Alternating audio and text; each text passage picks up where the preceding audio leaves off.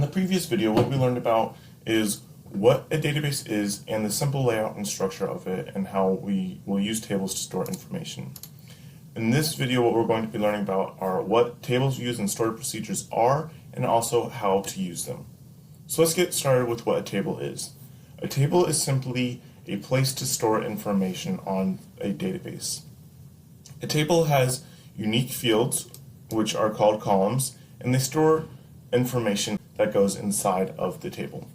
As you can see here, we have the owners table storing information about a person and the pets table storing information about a pet. And we have an ID, name, gender, and phone field for the owners table. And then in the pets table, we have more information about pets. But what I would like to draw your attention to is that in both tables, we have this field called ID, or this column. And this must be unique, and every table must have what is known as an ID field, where it has unique information that every row has that is individualized to each row, so we can reference it later. And then in the pets table, we have what is known as a foreign key. And what a foreign key is used for is for a relationship between tables.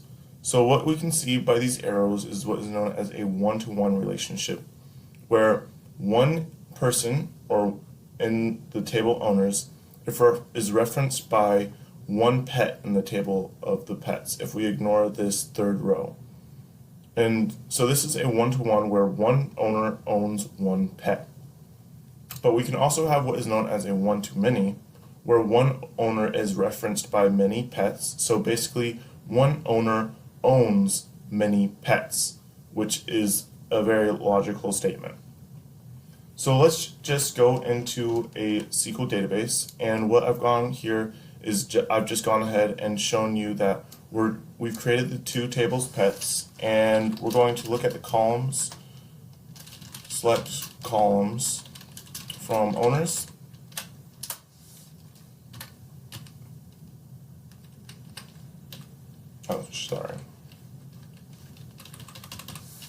show. And what this does is it shows us that all of the columns inside of the owners are individualized, and they all have to have a data type. So for our ID field, we're simply having integers, and then we have varchars for the rest of our fields for name, gender, and phone. We also have what is known as a primary key, and it is listed there. So then going into the pets table, we're just going to show the same information, and we can specify if we want integers, we can specify if they can be null or not, so empty, and then what this is it's just saying that this is the foreign key field. And you can also set default values and extras, which we're going to learn about in a later, or known as constraints, which will be this auto increment. So let's go forward and start talking about what a view is.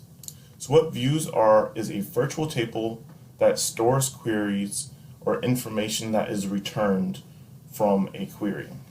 So you can view a query by simply, let's just do a simple query of select star from owners. So we're just going to show everything in the owners table. And there we go, we show everything. But you can create a view, so a virtual table, by doing these queries. And we're just going to go ahead and create a view of name and phone. And we're just going to select name and then the phone from owners. And what it does here, as you can see, is it gave me an error. Oh, I put SA and not as. There we go. But what you can see is it does not actually show the output. Instead, it says the query was okay, but we didn't affect any rows. But if we do show tables again, we actually have an extra table, and we can select star from name and phone. And this shows us the information of the query that we returned. And going forward, next we have what are known as procedures. What a procedure is actually a subroutine that is run on the server. They're used for reducing traffic, and they are very light and easy to switch between SQL platforms. So we're going to go ahead and create a stored procedure, and we're going to first change the delimiter to a / because it's easier to create a procedure this way. And we're just going to create a procedure called counting.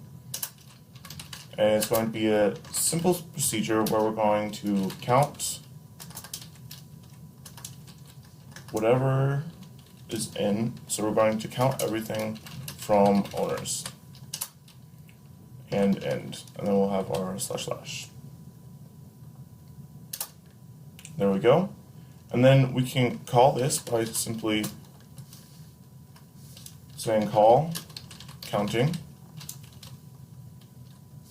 / excuse me. And there we go. We get the count of how many rows there are in owners.